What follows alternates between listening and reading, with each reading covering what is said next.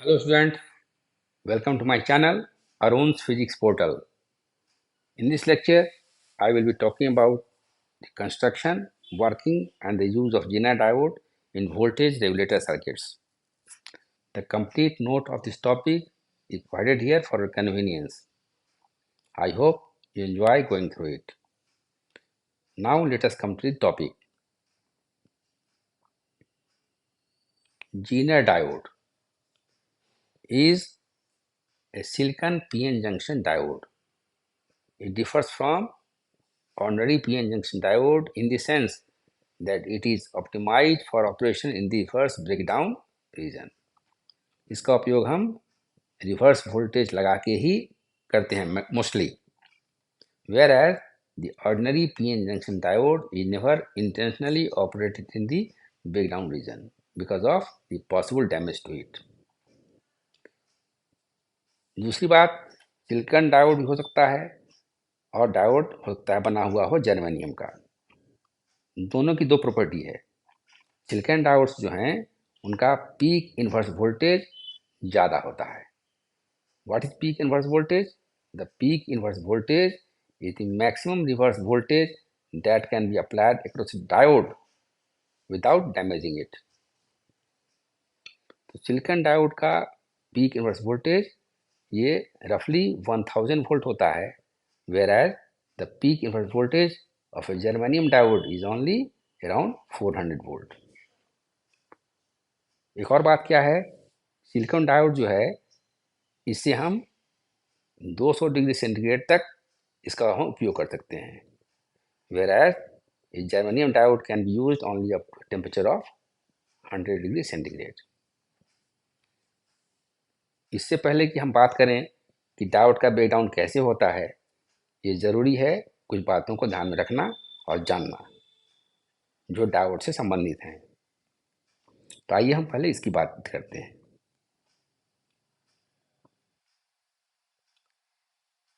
इस फिगर में हम दिखा रहे हैं कि पीएन जंक्शन डायोड है. लेफ्ट साइड में पी टाइप मटेरियल है, राइट साइड में एन टाइप मटेरियल है.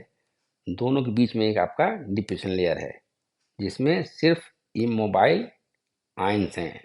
इसमें कोई मोबाइल चार्ज कैरियर नहीं है and because of this reason it has a very high resistance. इसका रेसिस्टेंस बहुत हाई है. जो इम्प्योरिटी डेंसिटी है this is of the order of 10 to the power 13 per centimeter cube. The thickness of the depletion layer is 0.5 micrometer in ordinary PN junction diode. If you apply a voltage of 5 volt across this diode, then the electric field that appears across the depletion layer is of the order of 10 to the power 5 volt per meter. अब आइए देखते हैं कि इसमें current का flow कैसे होता है. एज्यूम कीजिए कि हमने इस डायोड को फॉरवर्ड बायस में लगाया है. That means I have connected the positive end of the shell to the p side and negative end to the n side. When holes which are magnetic carriers in the p type move towards right because of repulsion from the positive terminal of the voltage shell. Similarly, electrons in the n type move towards left because of repulsion from the negative end of the voltage source. These charge carriers cross the junction and allow a current to flow through the device. लेकिन current का flow इसमें तब तक संभव नहीं है so long as the applied potential is less than the barrier potential. Barrier potential का मान जर्मेनियम डायोड में 0.3 वोल्ट होता है और ये सिलिकॉन में ये 0.7 के आसपास है. तो जब तक अप्लाइड पोटेंशियल का मान बैरियर पोटेंशियल से एक्सीड नहीं करता है तब तक करंट का फ्लो होना संभव नहीं है. So after the applied potential exceeds the breakdown the barrier potential, the current increases rapidly with increasing applied voltage in the forward direction. So this is your current in the forward direction after the applied voltage exceeds the barrier potential here. This value is barrier potential. जब junction को हम reverse bias करते हैं, यानी कि हम diode के P side को जोड़ते हैं निगेटिव टर्मिनल से और एन साइड को जोड़ते हैं पॉजिटिव टर्मिनल से, then holes which are majority carriers in p type move away from the junction towards left, ये जा रहा है लेफ्ट की ओर। Similarly, electrons which are in the n type and are majority carriers move away from the junction towards right. So in both p type and n type materials, the charge carriers move away from the junction and therefore the current flow should stop completely. हम देख रहे हैं यहाँ पर graph में दिखा रहे हैं थर्ड क्वाड्रेंट में कि very small current of the order of a few micro amperes flow through the device. ये करंट कैसे फ्लो करता है? तो ध्यान देने की बात है कि पी टाइप में और एन टाइप में because of the surrounding temperature covalent bonds are continuously being broken, और जब ये कोवैलेंट बॉन्ड टूटता है तो एक इलेक्ट्रॉन होल पेयर प्रोड्यूस होता है। तो जो होल प्रोड्यूस हुआ पी टाइप में वो आगे लेफ्ट की ओर चला गया, लेकिन जो इलेक्ट्रॉन हुआ वो रिपेल होकर चला गया towards the right side and this crosses the junction. Similarly N type में जो इलेक्ट्रॉन होल पेयर प्रोड्यूस हुआ, होल्स रिपेल होकर चला गया लेफ्ट साइड और इलेक्ट्रॉन अट्रैक्ट होकर चला आया away from the junction towards right. So this gives rise to a very small current of the order of few microampere in the reverse direction. So electrons are moving from left to right. So the current is flowing from right to left in the reverse direction. ये current small क्यों है? ये small इसलिए है कि number of covalent bonds which are being broken depends upon the temperature of the surrounding medium. तो किसी खास टेम्परेचर पर कितने बॉन्ड टूटेंगे उनकी एक सीमा है, वो कांस्टेंट है उस टेम्परेचर के लिए, इसलिए इसका मान कांस्टेंट है, रफली ये कांस्टेंट है ये करंट। इसको हम बोलते हैं रिवर्स सैचुरेशन करंट। जब अप्लाइड वोल्टेज का मान बढ़ाते हैं तो मैक्सिमम पोटेंशियल जो अप्लाइड वोल्टेज का है वो ड्रॉप होता है अक्रॉस दी डिप्लीशन रीजन, इसके अक्रॉस ही वो ड्रॉप होता है क्योंकि इसका रेजिस्टेंस बहुत ज़्यादा है। तो इलेक्ट्रिक फील्ड जो इसके क्रॉस है वो है 10⁵ volt per metre. This electric field is not sufficient और this is not large enough to pull out electrons from the immobile ions. लेकिन जो इलेक्ट्रॉन्स हैं पी टाइप में, जो मैग्नेटिक कैरियर हैं, they move under the influence of the electric field according to this equation. The energy of the electron is half mv square and this must be equal to the energy imparted to them and this is equal to E times V. तो जब ये electron move करते हैं high velocity से, then they knock out electrons from the covalent bonds, so the number of charge carriers increases. Similarly, on the n side the same thing happens. जब voltage इतना ज़्यादा हो जाए कि इलेक्ट्रॉन की वेलोसिटी बहुत ज़्यादा हो जाए तो ये इलेक्ट्रॉन जो मूव कर रहे हैं मैग्नेटिक कैरियर चार्ज कैरियर के इलेक्ट्रॉन्स, वो जाके इस डिप्लीशन लेयर के आयंस को हिट करते हैं और उनके कोवेलेंट बॉन्ड से इलेक्ट्रॉन को निकाल बाहर करते हैं। तो number of charge carriers increases rapidly and therefore the current increases rapidly to a very large value. जब करंट का मान बढ़ता है तो इसका रेजिस्टेंस, डिवाइस का रेजिस्टेंस कम होता है। So the product current into resistance becomes a constant. Therefore, the voltage across the diode becomes a constant. So this portion is used for using a diode in a rectifier, in a voltage regulator circuit. The voltage across the device becomes constant because the current increases, the resistance decreases, and the product I into R becomes a constant. तो एवलांग breakdown में क्या होता है कि electric field का मान कम है, इसी कारण इलेक्ट्रॉन को कोवेलेंट बॉन्ड से खींच के निकालना संभव नहीं है। दूसरा तरीका क्या है, जो फ्री इलेक्ट्रॉन्स हैं वो हाई वेलोसिटी से मूव करते हैं, उनकी एनर्जी ज़्यादा है, और ये इस डिप्लीशन लेयर में जो आयंस हैं उनको नॉक करके उनके कोवेलेंट बॉन्ड से इलेक्ट्रॉन को निकाल बाहर करते हैं। So this is the process of avalanche breakdown, इसको हम कहते हैं avalanche breakdown. So the highly accelerated magnetic carriers knock out electrons from the covalent bonds. The newly generated electron-hole pairs also get accelerated and produce more charge carriers, and therefore an avalanche of charge is produced. This is known as avalanche breakdown. अब आइए हम देखते हैं what happens in the case of a Zener diode. तो forward current का है वो उसी तरह का है जैसा आपके ऑर्डिनरी पीएन जंक्शन डायोड में है। In Zener diode, the density of impurity atoms is of the order of 10 to the power 18 per centimeter cube. क्योंकि impurity density ज़्यादा है इसलिए thickness of deposition layer का मान कम होता है। This is of the order of 300 angstrom.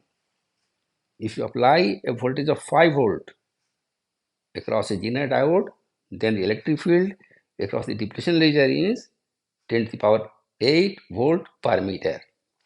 मतलब ये जो है तो electric field across depletion layer in PN junction diode की तुलना में 1000 टाइम्स ज़्यादा है।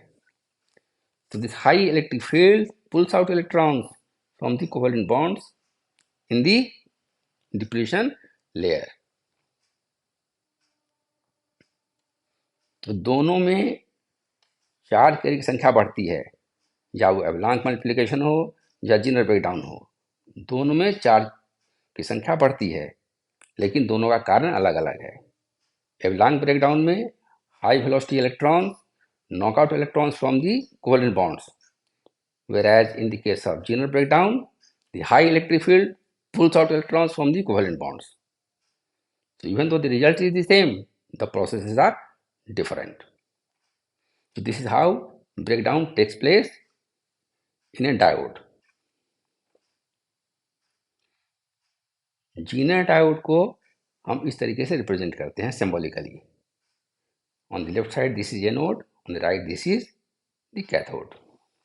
ये सिंबल डायोड का है, उसमें थोड़ा सा हमने इसको टिल्ट कर दिया है और यहाँ पर थोड़ा टिल्ट कर दिया है। So this becomes the symbol for a Zener diode.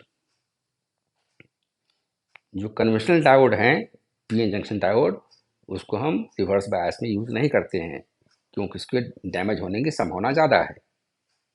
लेकिन जीनर डायोड को बना ही जाता है इस तरीके से, उसकी डिजाइनिंग ऐसी है कि उसको हम पर्पसली रिवर्स बायस कंडीशन में ही यूज करते हैं, and this is used in voltage regulator circuits.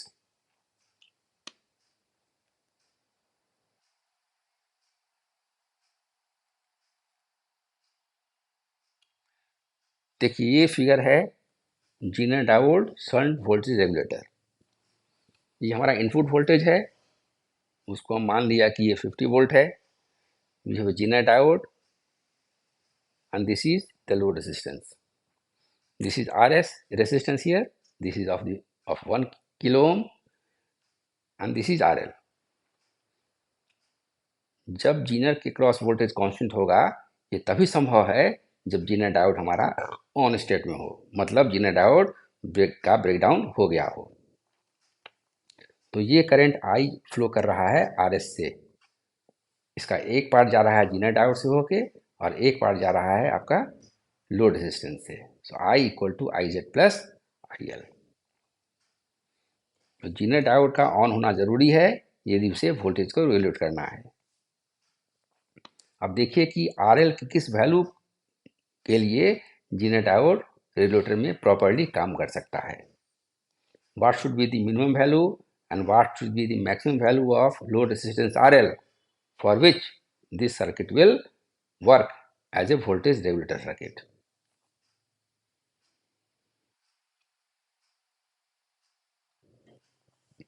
मान लीजिए कि RL minimum, this is the minimum value of the load resistance for which the voltage across the diode, Zener diode is 10 volt.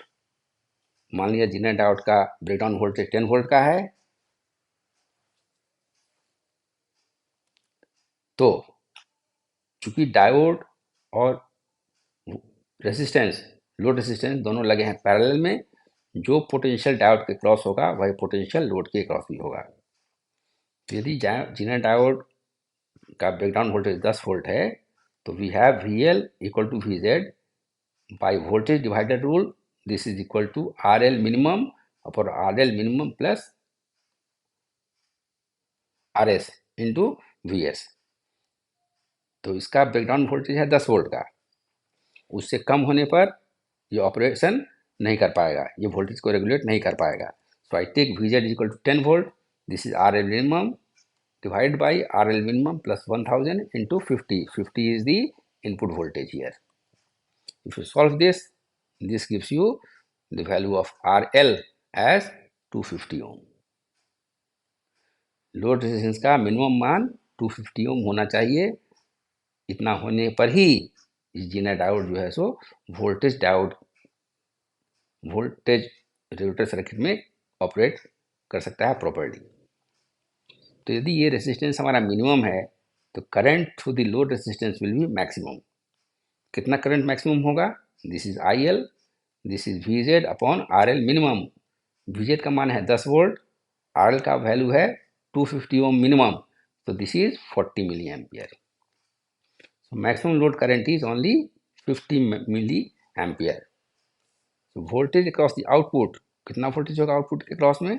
This is RL minimum into IZ maximum, and this is 10 volt. And voltage across the resistance RS is therefore 50 volt minus 10 volt.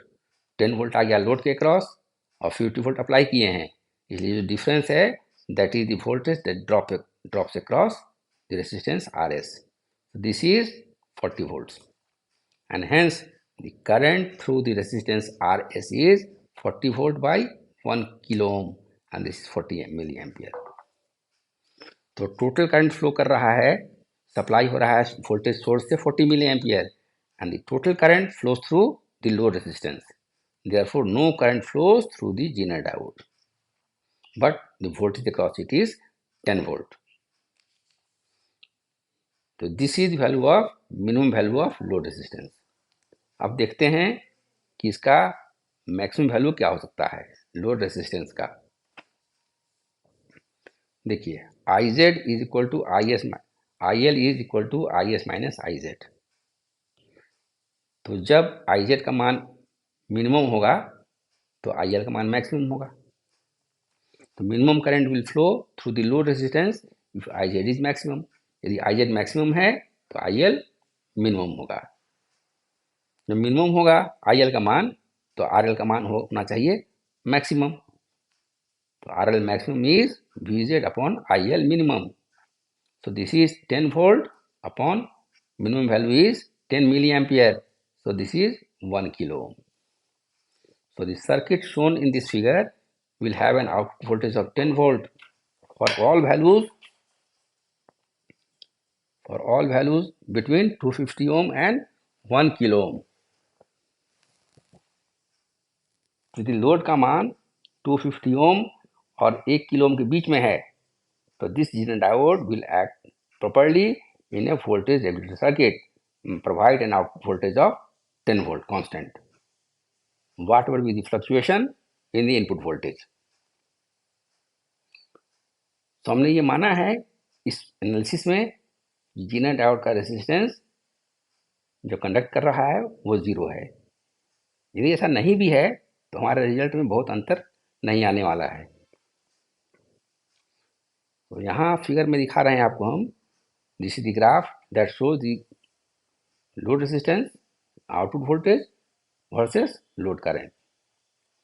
तो जब load resistance का मान 1 kilo ohm है तो 10 milli ampere current उसके through है and output voltage is 10 volt.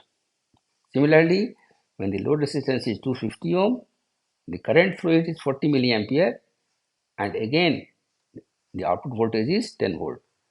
So between 10 milliampere and 40 milliampere of load current, the voltage remains fixed at 10 volt. So this circuit operates properly for all values of load resistance between 1 kilo ohm and 250 ohm. 250 ओम इसका minimum value है load का और 1 kilo ohm इसका maximum value है। इस range में किसी value के लिए भी वोल्टेज का मान 10 वोल्ट पर कांस्टेंट रहेगा, whatever be the input voltage. यदि रेसिस्टेंस का मान 250 ओम से कम हो जाए या 1 किलो ओम से ज़्यादा हो जाए, then the voltage will not be constant at the output. So this is all about the Zener diode, its construction, working and its use in voltage regulator circuits. I assume you like this lecture. यदि आपको ये lecture अच्छा लगा हो तो इसे like करें, share करें और मेरे चैनल को सब्सक्राइब करें। Thank you for watching. See you next time with some lecture on another topic of interest. Till then, goodbye.